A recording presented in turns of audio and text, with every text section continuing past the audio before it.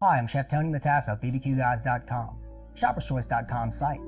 In this video, we'll be covering how to make a fuel conversion on a blaze gas grill, and also show you how to check for proper flame height and performance.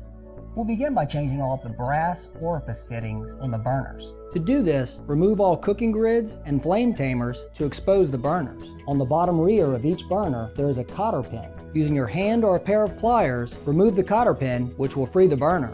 Remove all burners by pulling the rod upwards and sliding the burner towards the rear of the grill.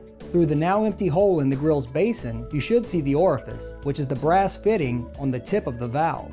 Using a 6mm socket and extension, carefully remove each orifice. Be extremely gentle, the brass orifice is very fragile. Once removed, replace each orifice with the new orifices. Again, be careful not to over-tighten the fitting. Now replace all burners and test for proper low flame height. The flame should stand between 1/4 inch and 1/2 inch above the burner on its lowest setting. If you need to adjust a burner's low flame setting, remove its control knob and adjust this screw with a flathead screwdriver. Once you have the proper flame height, you'll want to check for proper flame appearance. An ideal flame is mostly blue and it doesn't lift off the burner surface. The flame's appearance can be adjusted by making small adjustments to the air shutter, which is at the front of the burner. If adjustment is needed, remove the burner, loosen the shutter screw, and adjust the shutter.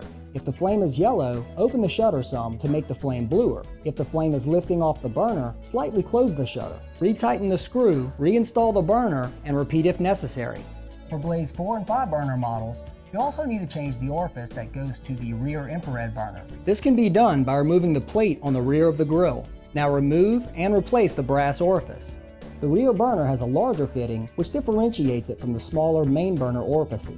With all the orifices changed, we now need to look at the grill's regulator, which can be found under the grill in the rear right corner. When connecting propane, there are two options. The first is connecting a smaller propane canister, a 5-gallon or 20-pound tank. To connect this type of tank, remove the included regulator and replace it with a low-pressure hose and regulator. Remember to use pipe dope or Teflon tape on any regular non-flared fittings. The second type of connection is connecting to a large propane tank, the type that are usually permanently installed on site. This can be done by converting the grill's included regulator. Simply unscrew the cap on top of the regulator, unscrew the stem and turn it over so the flange is now at the bottom. Screw the stem back into the cap and reinstall the cap into the regulator. The cap only needs to be hand tightened. With either option, remember, always check for gas leaks upon completion of your work. For more information on Blaze gas grills, please give us a call or check us out online today. And remember, at BBQGuys.com, we smoke the competition.